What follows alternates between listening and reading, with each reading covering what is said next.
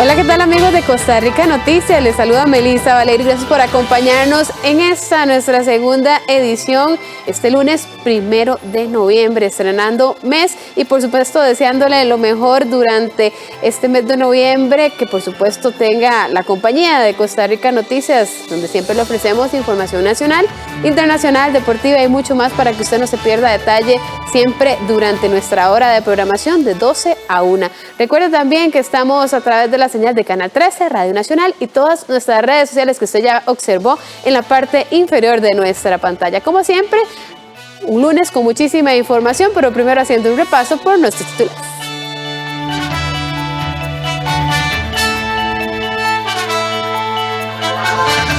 Tras el veto presidencial a la rebaja del marchamo, el INS empieza este lunes el cobro del derecho de circulación del año 2022 para más de 1.600.000 vehículos. La Caja urge la colocación de cientos de vacunas de AstraZeneca ante el pronto vencimiento de las dosis. Panamá alerta sobre un incremento en la droga incautada en contenedores hacia Europa y un posible cambio en las rutas de distribución. En los deportes, empates deslucidos y fútbol opaco. Eso dejaron los dos clásicos entre Alajuelense Saprissa y Cartaginés y Herediano el fin de semana. 12 y 1 minuto y vamos con el detalle de las informaciones. El Instituto Nacional de Seguros abrió este lunes el periodo del cobro del marchamo 2022 para más de 1.600.000 vehículos. A diferencia del año anterior, en esta oportunidad no hubo rebajo en el monto a pagar del derecho de circulación. El presidente de la República decidió vetar la iniciativa de los diputados con este objetivo, argumentando que generaba una inestabilidad en las finanzas del país. La periodista Rita Valverde se encuentra en el INS, donde esta mañana las autoridades brindaron una conferencia y nos amplía. Muy buenas tardes, Rita, adelante. Muy buenas tardes, Melissa, un saludo para usted y todos los que nos siguen.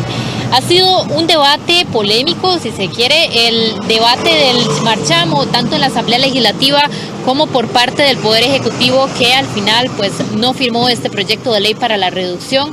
Pero lo cierto es que a partir de hoy, ya 1 de noviembre, inicia el cobro para más de 1.600.000 propietarios de vehículos que deberán cancelar y tendrán tiempo hasta el 31 de diciembre. Y es que hoy en conferencia de prensa del Instituto Nacional de Seguros hablaba que se espera una recaudación de 278.000 millones de colones alrededor, y que ya con corte a las 10 de la mañana de hoy, del día hoy, se habían realizado al menos 394 pagos y más de 1 millón de consultas. Recordar que son diferentes vías y canales que las personas pueden consultar el monto que le corresponde pagar por el marchamo. Pero como bien lo señalábamos al inicio, ha sido una polémica anteriormente en el debate legislativo y del Poder Ejecutivo sobre el posible rebajo del marchamo que no se efectuó al final este año. Veamos en esta información estos detalles. Más de 1.600.000 de marchamos estarán al cobro desde este lunes 1 de noviembre hasta el 31 de diciembre. El cobro del marchamo se compone del seguro obligatorio de automóviles, SOA, aporte del COSEBE, impuesto a la propiedad, impuesto municipal, el IVA, entre otros rubros. Pese a que el año pasado la Asamblea Legislativa aprobó un proyecto de ley para la reducción del marchamo debido a la crisis producto de la pandemia, este año una iniciativa de la bancada liberacionista pretendía reducir el pago, pero el presidente de la República, Carlos Alvarado, decidió vetarla, alegando que podía representar un desbalance para las finanzas del país. Estas fueron parte de las declaraciones que brindó el mandatario. A primera vista, la reducción del marchamo podría parecer que ayuda a la economía de las personas que tienen carro.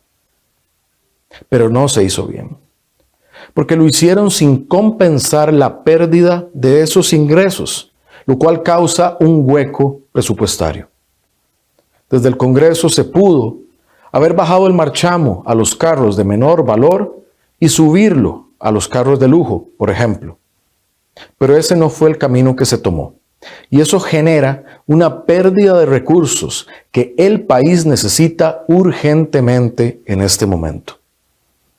Lo aprobado genera un hueco presupuestario y enviaría a los mercados un mensaje negativo que pondría en riesgo la estabilidad económica del país. Por su parte, varios diputados criticaron la decisión del presidente y en redes sociales hubo distintas posturas, desde quienes apoyaron la decisión de Alvarado hasta los que no.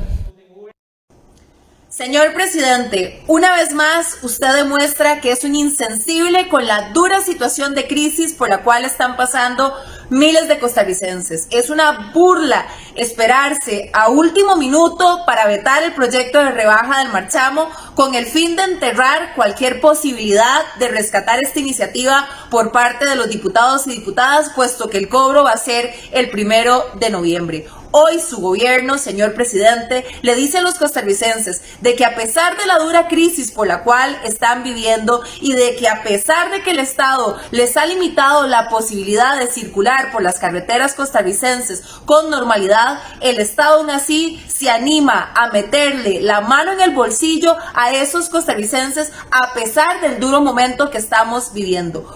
El pago del marchamo se puede hacer en 2.100 puntos distribuidos en todo el país, en las oficinas centrales del INS, sedes o puntos de servicio. El cobro se podrá realizar hasta el 31 de diciembre. Esta misma mañana conversábamos con algunos usuarios sobre esta decisión de al final no haber rebajado el marchamo, si ya consultaron el monto que les corresponde pagar, incluso una declaración del primer usuario en pagar el marchamo. Veamos. Bueno, son muchas y pocas razones, sino por un agradecimiento tal vez a los años de trabajo que tuve yo aquí y volver a ver a los compañeros y no hacer una fila larga y por lo que cobren, no importa lo que cobren porque para uno no paga mucho marchamo. Entonces, si yo pagaba 60, yo pagué 71, me cobraron más, no importa. Y si lo rebajaran yo no hubiera buscado 11 pesos al gobierno, no. Entonces, por esas razones estoy aquí y me quito las filas y muchas cosas de esas que le molestan a los viejillos. Sí, no estoy de acuerdo, no estoy de acuerdo con eso, sí, porque a nosotros como transporte de estudiantes no nos dejaron casi ni circular ni nada el año antepasado, ¿verdad? Cuando empezó la pandemia, y este año estamos a medio servicio, también. Entonces sí, no estoy de acuerdo. ¿Apoyaba que el presidente hubiera rebajado este cobro? Hubiera apoyado, claro, nos hubiera ayudado a nosotros como transporte de estudiantes, claro que sí. Bueno, está muy alto, ¿verdad? A pesar de que hemos estado un año muy duro, porque a pesar de que de nosotros se nos bajó mucho el trabajo, pero pensábamos que iban a rebajar un poco y no rebajaron nada. Justamente el sábado, ¿verdad? El presidente anuncia que veta esta iniciativa para la reducción. ¿Qué opina usted que fuera tan anticipado y a última hora más bien? Ya, y eso se veía venir, ¿no? Porque es un presidente, no es mío. ¿Qué presidente? No, él piensa solo en él nada más. Ningún presidente va a hacer nada. Pero mal hecho, ¿no? No tenía que haber de una vez sí o no, está bien. Pero de ahí ya se veía venir eso, que iba a ser así. ¿Y cómo se conforma la distribución del marchamo por rubros? Justamente en la conferencia de prensa el vocero del INS nos amplía. La distribución de toda la suma por cobrar del total general es un 66.4 correspondiente al Ministerio de Hacienda, un 20.42 correspondiente al Instituto Nacional de Seguros en lo que corresponde al seguro obligatorio de vehículos automotores, que valga la pena recalcar, es el único rubro que le corresponde directamente al Instituto Nacional de Seguros, siendo que para todos los demás componentes el INS es un recaudador y, por lo tanto, una vez que recibimos el dinero, lo trasladamos a cada una de estas instituciones. También tenemos al COSEBI con un 5.93%, tenemos timbres y el impuesto, el IVA y otros de un 4.08%, tenemos el CTP, que es un canon exclusivo del transporte público, que representa un 1.54%, y los otros componentes de los derechos de circulación, que les corresponde un 1.62% del total que se pone al cobro. Y entre otros datos, ¿cuál es el monto mayor de marchamo que deberá pagar un vehículo y cuál es el monto menor? A continuación, veamos. Vehículo que paga el monto más alto corresponde a un Ferrari modelo 2021, que tiene que pagar 9.336.177 colones. El vehículo con el marchamo más barato es un Toyota modelo 1975 que adeuda 59.958 colones. Y el vehículo más antiguo que paga marchamo es un Ford modelo 1927 que le corresponde pagar 68.297 colones.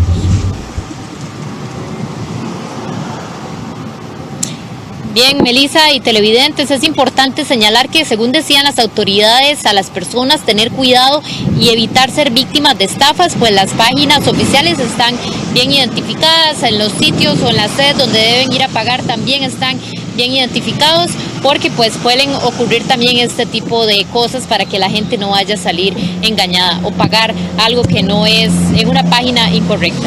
Así es que este es el llamado y que puedan acercarse a las sedes en el momento hasta el 31 de diciembre, que es el periodo hasta el cual se tiene abierto el cobro del marchamo. Con esta información nos despedimos y ustedes continúan con más. Muchísimas gracias a nuestra compañera Rita Valverde por esta información sobre marchamo, que, como lo decía ella, empieza a regir este 1 de noviembre y usted tendrá hasta el 31 de diciembre para cancelarlo. 2 meses exactos, pues a partir del 1 de enero del 2022 empezarían a regir nuevas multas debido al no pago del marchamo. Y cambiamos de información, y es que tras poco más de un mes de suspensión, las obras de ampliación en Taras La Lima se reanudaron este lunes 1 de noviembre. El motivo de la paralización de esta obra se debió a un retraso con el pago de facturas por parte del MOP a la empresa constructora H. Solís.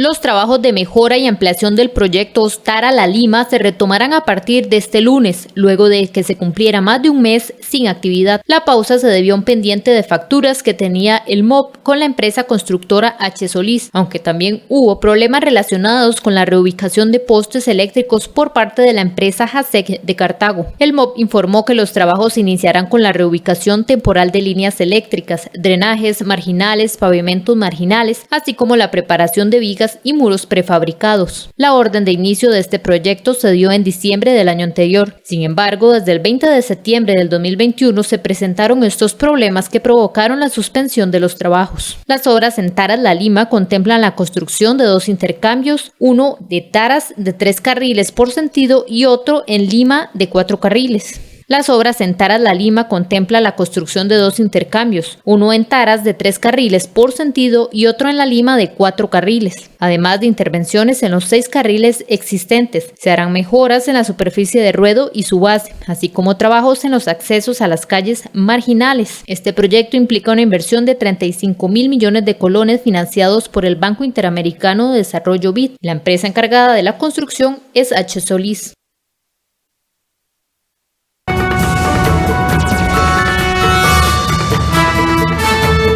Y hasta ahora hacemos un repaso de cómo se encuentran las carreteras de nuestro país. Gracias a la señal de cámaras de lcr.com ustedes pueden observar la ruta 209 en Desamparados, el sector del cruce. Como es habitual en esta zona, se pueden observar bastantes vehículos intentando ingresar al cantón, así que si usted debe transitar por allí, deberá tener un poco de paciencia. Recuerde que hoy es lunes y ya no rige la restricción vehicular para todo el país, solamente para Casco Central, las placas 1 y 2. Ahora nos trasladamos hasta la rotonda de la Bandera. Ahí hay bastante tráfico debido a que camiones pesados están tratando de realizar los diferentes trabajos que se realizan de ampliación en la antigua rotonda de la Bandera. Así que también, si usted está por la zona de San Pedro, deberá tener la paciencia y las medidas del caso. Ahora vemos en pantalla la ruta 39, el sector de Tillo 8 que va para Pavas, La Uruca. Como es habitual, también se ve bastante circulación de carros intentando ingresar a esta parte de la capital, así que si usted debe transitar por circunvalación, debe tener la precaución y las medidas del caso, además llevar tiempo.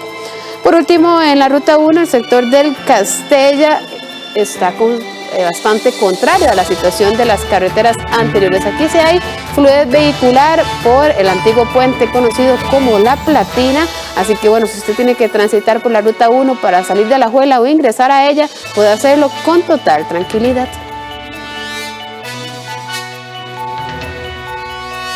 Y la Caja urge la colocación de cientos de vacunas de AstraZeneca que están próximas a su vencimiento. Los detalles al regresar de nuestra primera pausa comercial.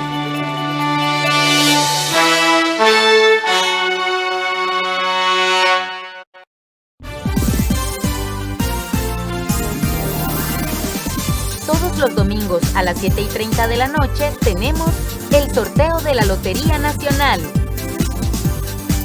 Desde la Junta de Protección Social de San José. Solo en 13, Costa Rica Televisión.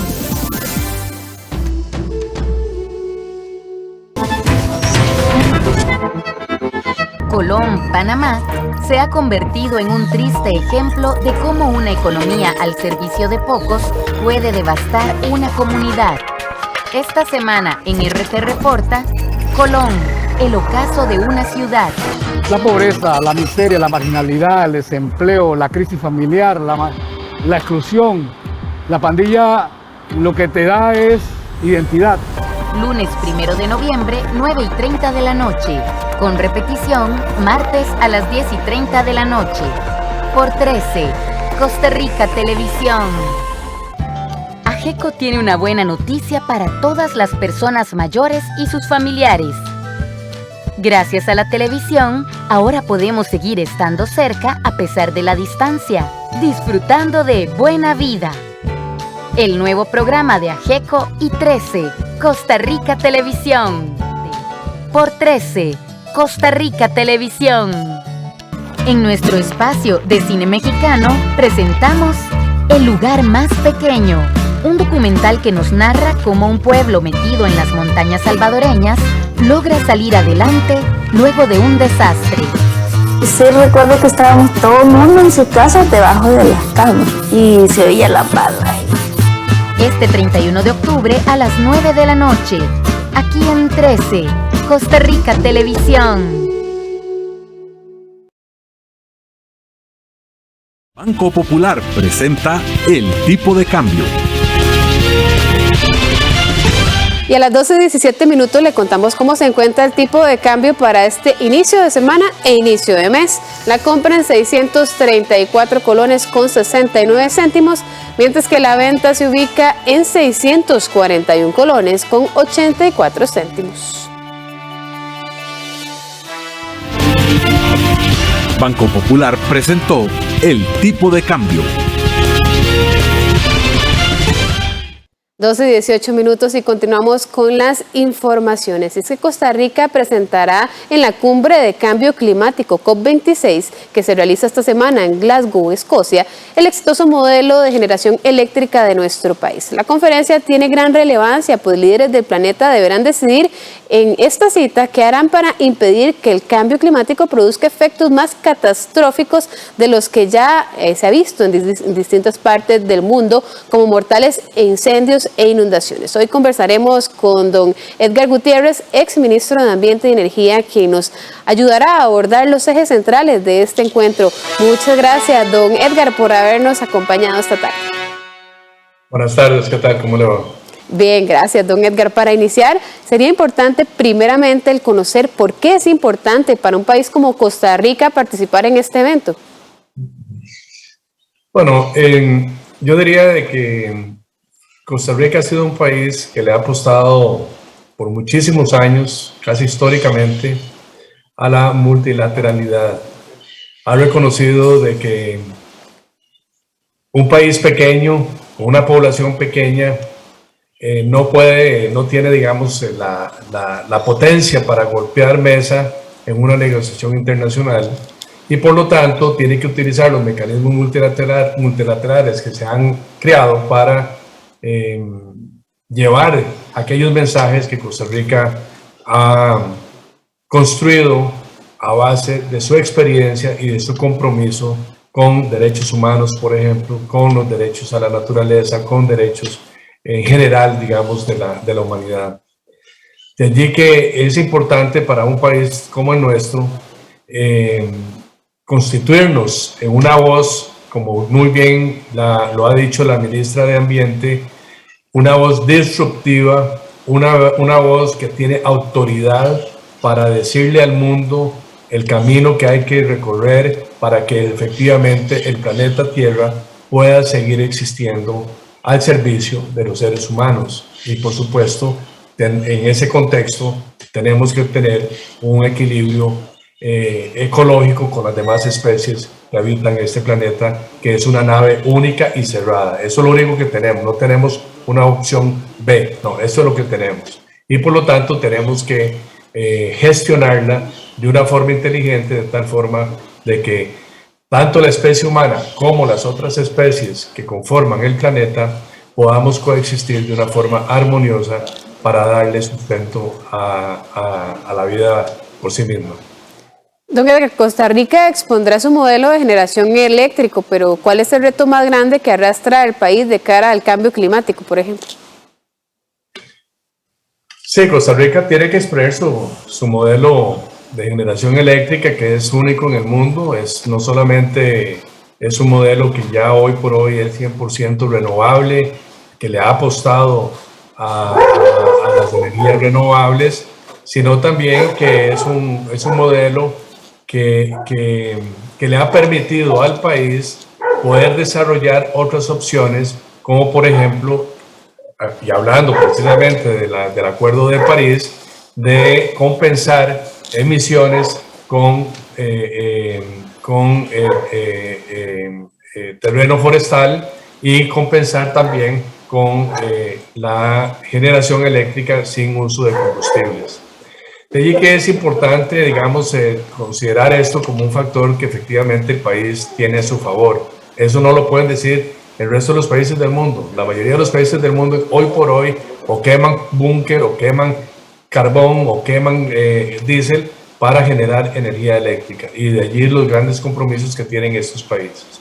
Y el gran desafío que tiene el país es precisamente cómo reducimos nuestra huella de carbono en la flotilla vehicular. Ese es realmente el compromiso más grande que tenemos. Ya hemos estado trabajando en la parte de agricultura, ya desde la administración pasada se vienen desarrollando proyectos interesantísimos de mitigación y adaptación al cambio climático, trabajando con los ganaderos. En el cultivo del café también ya hemos venido trabajando desde la administración pasada en reducir emisiones en la agricultura. Pero el gran desafío que tenemos nosotros es cómo reducir la huella de carbono de la flota vehicular. De allí la importancia de lo que ya se viene desarrollando desde hace años atrás, 6 años atrás, por ejemplo, que es el impulso de los vehículos eléctricos, pero también tenemos que empezar a visualizar de que esta transición no va a ser una transición de la noche a la mañana. Es una transición que vamos a tener que acompañar de una forma inteligente, y de allí es donde se levanta, o la necesidad de levantar, la bandera de la eficiencia energética. Entonces tenemos que considerar que en estos momentos Costa Rica debería estar exigiendo automóviles que sean muy eficientes con el uso de la energía. Este dilema se me presentó a mí cuando fui ministro y lo resolvimos conjuntamente con los importadores de vehículos, con AIBEMA, y resolvimos de que teníamos que empezar a importar automóviles que no solamente fueran eficientes en el uso del combustible, sino también que fueran muy eficientes en las emisiones de carbono. De allí la necesidad entonces de que se tenga una visión global sobre el problema, de tal forma que podamos desarrollar medidas que nos permitan enfrentar el problema de una forma inteligente y efectiva. Don Edgar, muchas personas se hacen esta pregunta: ¿recibirá Costa Rica algún beneficio directo de participar en esta cumbre, por ejemplo? Bueno, uno participa en las cumbres, en las negociaciones, le cuento, porque yo tuve que participar en 3 de ellas, no son nada fáciles, y Costa Rica, y eso puedo decirlo yo, que fui el jefe de la delegación en 3 COPs, puedo decirle con la frente muy en alto de que Costa Rica tiene uno de los equipos negociadores más inteligentes y más importantes en la COP. Costa Rica, cuando habla, la escuchan, porque hablamos con la ciencia y hablamos con la transparencia. Y yo creo que eso es una carta que Costa Rica ha venido presentando de forma histórica, no en estas 2 administraciones, inclusive en administraciones anteriores. Ha habido una gran ambición en el país por levantar las banderas que se levantaron con el Acuerdo de París. Y yo creo que sí gana mucho porque efectivamente se logran colocar temas que para el país le sirve mucho. Por ejemplo, hemos visto cómo FONAFIFO recibe un premio de la monarquía inglesa muy importante, y es un reconocimiento mundial a una apuesta muy novedosa. Hemos sido realmente innovadores en eso, y a partir de eso Costa Rica ha logrado beneficiar a muchísimas comunidades y propietarios, y sobre todo, digamos, a una comunidad indígena que es la única transferencia estatal que prácticamente tienen.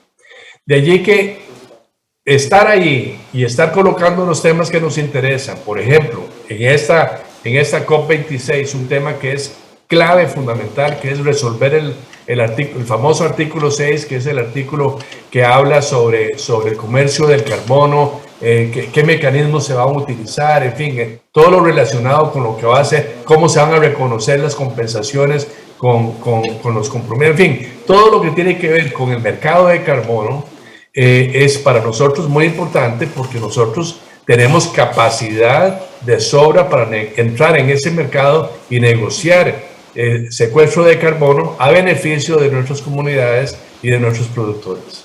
Ahora, don Edgar, para finalizar, en su criterio y su experiencia también como exministro, ¿qué decisiones se deberían tomar en Escocia para asegurar que esta reunión sea exitosa? Porque no había muchas expectativas por algunos líderes ambientalistas del mundo de esta COP. Bueno, es que las expectativas han estado así, siempre muy, muy altas, y desgraciadamente cuando empezamos las reuniones se bajan. Es como cuando se hace un queque, ¿verdad? Y no crece, ¿verdad? Ese es el gran problema. Sí, efectivamente hay expectativas, hay una cierta incertidumbre, sobre todo de los compromisos más importantes que debemos de tener en Glasgow, ¿verdad? Que es el compromiso de China, el compromiso de Estados Unidos, el compromiso de Rusia, el compromiso de los grandes emisores, del G20. Esa es, digamos, la expectativa más grande. China, por ejemplo, que es el emisor número 1 hablando de generación eléctrica, porque la mayoría de su generación es con base a carbón, ya se ha comprometido de que ellos van a hacer en el 2060 carbono neutrales, y están haciendo un gran esfuerzo, y hoy China es el productor número 1 de vehículos eléctricos, de la innovación en la utilización, digamos, de la energía eléctrica como energía mecánica. Y yo creo que ahí eso es importante, porque hay una apuesta muy fuerte, pero sin embargo China también ha dicho de que en estos momentos ellos van a tener que seguir emitiendo CO2 con las plantas de carbono, porque no tienen la capacidad de resolverlo. Entonces esperan un pico, y a partir de ese pico empiezan a decrecer. Bueno, pero es un compromiso, y eso fue un compromiso importante del presidente chino. Bueno, algo así tenemos que oír del presidente de Rusia, algo así tenemos que oír del presidente de India, algo así tenemos que oír, bueno, y ya lo hemos estado oyendo, del presidente Biden. Me parece que hay una gran avanzada muy importante en los Estados Unidos a favor de tomar medidas mucho más drásticas. Y hay otro problema también, que es la falta de confianza entre las partes que negocian, sobre todo en el G20. Y un reclamo que a mí me parece que es un reclamo que tenemos que visualizar nosotros mismos en Costa Rica por nuestro régimen democrático, que es el reclamo que le hacen algunos países a Estados Unidos de que no se vale que hoy se comprometa y que mañana no, y que después sí y que después no. Hablando precisamente de la transición Obama, Trump, Biden, ¿verdad? Ellos necesitan, que el mundo necesita un compromiso país, no un compromiso relacionado con un partido político en el gobierno, sino un compromiso país. Bueno, este es también, inclusive para nosotros en Costa Rica, bueno, por dicha digo yo de que la mayoría de los candidatos, exceptuando unos 2 o 3 que andan hablando por ahí algunas cosas que no saben mucho, pero la mayoría de nuestros candidatos hoy por hoy, para las elecciones de febrero, hay un gran compromiso hacia fortalecer las políticas ambientales que el país ha traído históricamente y que mantienen al país en ese estatus en la arena internacional. Muchísimas gracias, don Edgar, por habernos acompañado y darnos esa explicación sobre cómo afecta o beneficia la COP a nuestro país y también esa importancia de mantener ese camino hacia la búsqueda o la lucha contra el cambio climático. Con mucho gusto, mucho gusto. Conversábamos con don Edgar Gutiérrez, quien fue ministro de Ambiente y Energía y ya tiene experiencia en estas conferencias sobre cambio climático.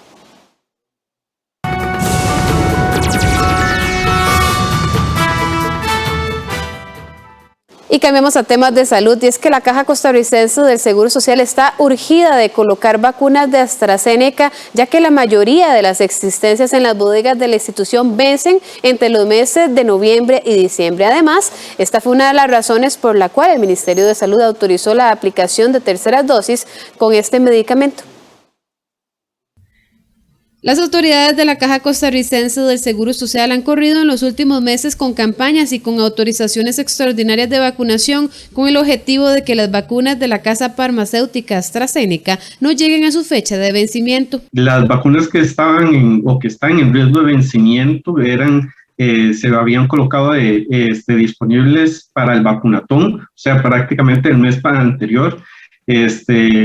Y debido a lo que usted está mencionando, a la poca demanda de las personas que llegaron a vacunarse, hemos tenido que correr. Se hizo una redistribución, se han tenido varias sesiones a nivel regional para tratar de redistribuir las vacunas a las áreas de salud que están, digamos que vacunando más personas, para tratar de movilizar la vacuna. Según el vocero de inmunizaciones de la entidad, la vacuna Pfizer cuenta con 9 meses de utilidad tras su fecha de fabricación, en donde los lotes más recientes recibidos tienen fecha de vencimiento hasta febrero y marzo del 2022. Por su parte, en el caso de AstraZeneca, llegan al país con una vida útil de 3 meses o incluso menos. Por el momento, la entidad prioriza este medicamento, pues su fecha de vencimiento es más pronta, ya que hay lotes que incluso ya vencen en el mes de noviembre y la mayoría de ellas fueron donadas. En el caso de AstraZeneca, los ingresos han sido esporádicos, por decirlo de alguna manera. Entonces, llegan a la institución con máximo 3 meses en su fecha de vencimiento. Actualmente lo que hay en existencia en almacenaje es fecha de diciembre 2021. Precisamente hace 2 semanas la Comisión Nacional de Vacunación autorizó la tercera dosis para el personal de la primera línea de atención. No obstante, a pesar de que ellos habían completado su esquema con Pfizer, este refuerzo será únicamente con la vacuna de AstraZeneca. La justificación en un inicio ha sido la eficiencia al combinar los fármacos, pero también la necesidad de colocar este medicamento. Me imagino que hay una parte de ambas, la disponibilidad de vacunas, o sea, esta estrategia o esta iniciativa tal vez se iba a estar implementando a inicios del próximo año, que va a haber vacuna para esta estrategia, o sea, ya la estrategia estaba contemplada. Al ver que la población no está llegando a vacunarse, lo más prudente es tratar de utilizar la vacuna en esta población. Igual no hay dosis suficientes, digámoslo así, actualmente de AstraZeneca, de las que nosotros tenemos almacenadas, para cubrir a la población que quiera ponerse el refuerzo. O sea, en estos momentos solamente está aprobada para la población para los de primera línea. La entidad señala que por el momento Costa Rica no ha desechado ninguna vacuna ni de Pfizer ni de AstraZeneca por haber vencido, sino las que se han votado han sido por problemas en la manipulación, lo que suma al mes de septiembre un 0.07% del total de dosis recibidas. Según datos de la Comisión Nacional de Emergencias, al 28 de octubre el país ha contratado 6.002.165 dosis de Pfizer, 1 millón de AstraZeneca, 4.098.305 dosis de Pfizer, es decir, un 83% de las contratadas. 998.830 por donaciones de ambas casas farmacéuticas, 775.200 dosis de AstraZeneca, un 77.5% de lo acordado, y 259.350 provenientes del mecanismo COVAX, 12.7% de lo firmado, para un total de dosis recibidas de 7.031.685. Es decir, a la fecha quedan pendientes más de 2 millones, lo que representa un faltante del 22%. Esto sin contar el reciente anuncio del presidente Carlos Alvarado, en donde se dio a conocer la firma para la compra de 3.5 millones de dosis para refuerzo y vacunación de menores de 12 años en el 2022.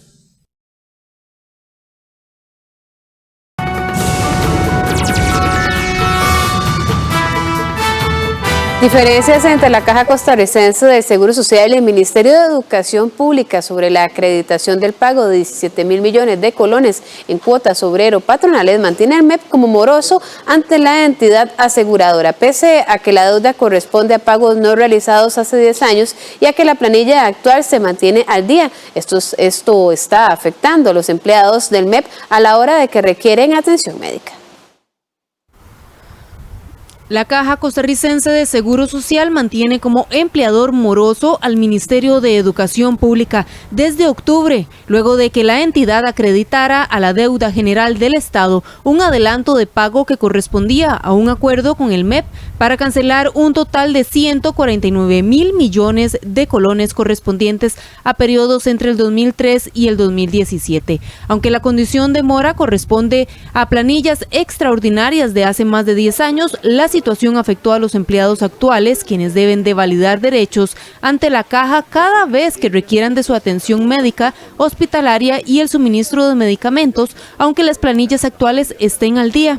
La deuda que genera el conflicto se debe a un levantamiento de planillas extraordinarias correspondientes a los salarios pagados durante los años 2003 al 2010, por concepto de incentivo de zona de menor desarrollo, que no estaba incluido como parte del salario, por lo que no debía incluirse en las cargas salariales. Sin embargo, en el 2017, la Procuraduría General de la República ordenó lo contrario.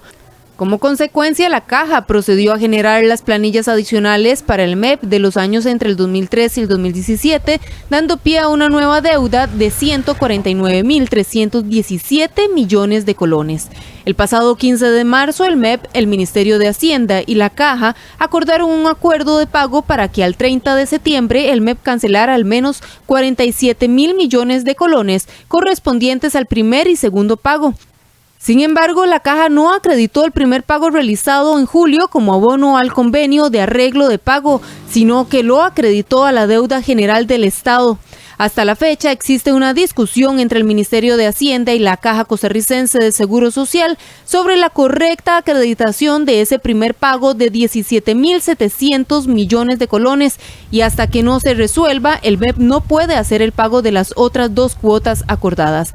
La Caja registra que el MEP mantiene una deuda de 157.000 millones de colones y que a la fecha no hay un acuerdo de pago vigente. El Ministerio de Educación Pública insiste en que mantiene las planillas ordinarias por concepto de cuota obrero patronal al día. El ministerio registra 95.300 trabajadores.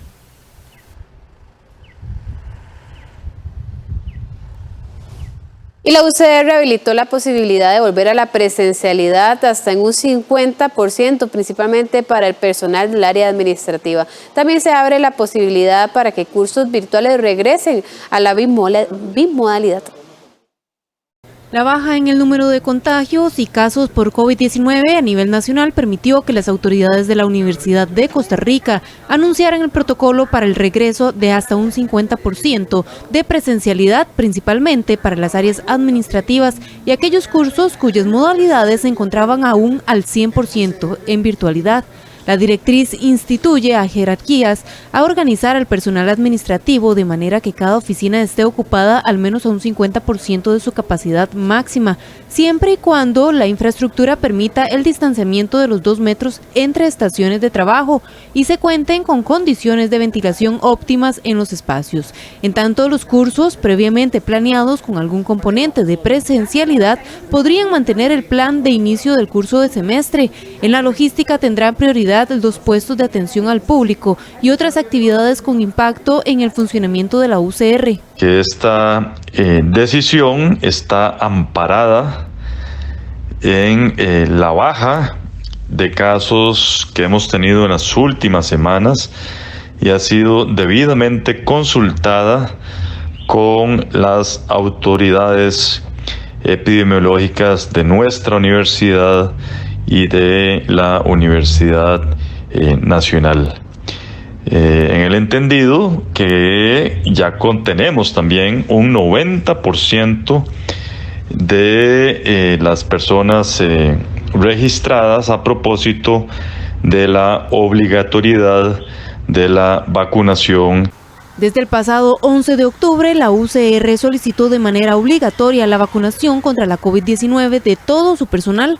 Del total de 9.378 funcionarios, 1.128 personas aún no han reportado si se han vacunado o no.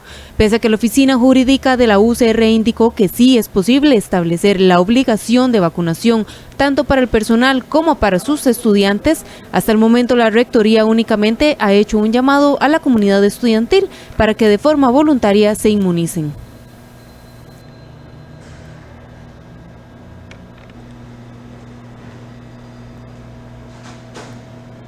Y es hora de separarnos un momento, pero ya casi volvemos con el desarrollo de las noticias internacionales y entre ellas la alerta lanzada por Panamá sobre el incremento de droga incautada en contenedores rumbo a Europa.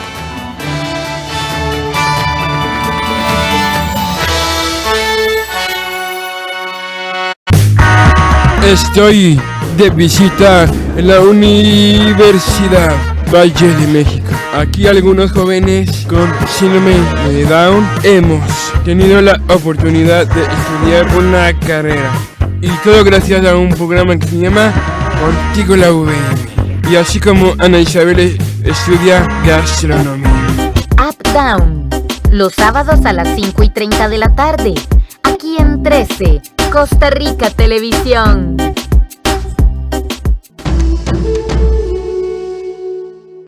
En 13, Costa Rica Televisión, apoyamos la democracia, el análisis y la información de primera mano basada en datos y entrevistas a fondo. Durante esta campaña, le proponemos realizar un Zoom electoral para analizar juntos cada detalle de la problemática nacional, conocer quiénes son los candidatos de las diferentes tendencias y sus propuestas. Todo lo que usted necesita saber para realizar un voto informado. Zoom electoral con Ernesto Rivera, Vilma Ibarra, Álvaro Murillo y Gustavo Araya. Zoom electoral todos los miércoles de 8 a 10 de la noche por 13, Costa Rica Televisión y Facebook Live de Costa Rica Noticias. Esta semana en La Última Misión del Ángel, el amor. 연서야, 지금부터 내가 하는 얘기 잘 들어. 너 수호천사라고 알아? 사는 게 지옥 같다던. 그 지옥에서 벗어나고 싶어졌어. Los sábados a las 3 de la tarde, aquí en 13, Costa Rica Televisión. Hola, ¿qué tal? En el marco de estos programas especiales que estamos haciendo por la conmemoración del Bicentenario de la Independencia de Costa Rica, hay un tema que es fundamental, del que vamos a hablar esta semana, el tema de los derechos humanos y la desigualdad. porque si bien en Costa Rica siempre nos hemos desarrollado con la idea de que somos igualiticos, tenemos brechas muy importantes en materia de igualdad que nos están pasando la factura. Pero no es tarde para sentarnos a reflexionar sobre cómo construir esa Costa Rica que queremos, en que se garanticen los derechos humanos fundamentales a todas las personas sin distingo de ningún tipo. De eso vamos a hablar esta semana. Acompáñenos.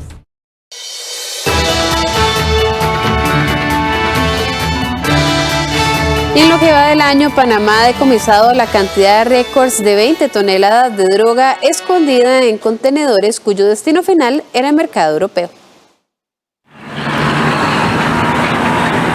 Una cifra récord. Panamá decomisó este año 20 toneladas de droga destinada a Europa escondida en contenedores. Las autoridades creen que el narcotráfico está cambiando sus rutas hacia el viejo continente. Tenemos diferentes destinos, pero la mayoría de ellos el destino es Europa.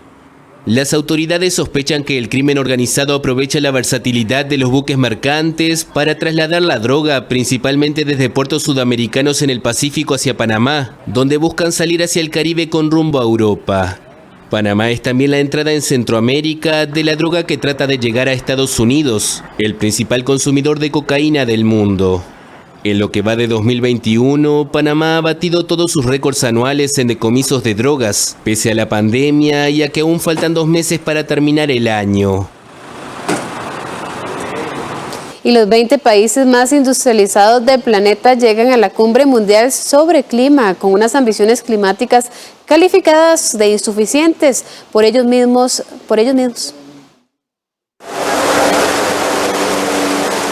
Un tímido acuerdo. Los países del G20, responsables del 80% de las emisiones de gases de efecto invernadero, alcanzaron el domingo un pacto sobre sus ambiciones climáticas, que algunos consideran una señal insuficiente de cara a la conferencia de la ONU sobre el clima. Los dirigentes de las 20 naciones más desarrolladas se comprometieron a limitar el calentamiento del planeta a más 1,5 grados Celsius respecto a la era preindustrial y a reducir el uso del carbón, pero no lograron fijar una fecha precisa para conseguir la neutralidad de carbono. La COP26 se construirá sobre una base bastante sólida ahora. Como dije, con respecto a lo que era antes, cambiamos el lenguaje. La meta de 1,5 grados Celsius ahora está universalmente acordada, antes no. El presidente de Estados Unidos, Joe Biden, destacó los esfuerzos de Mario Draghi, anfitrión del evento.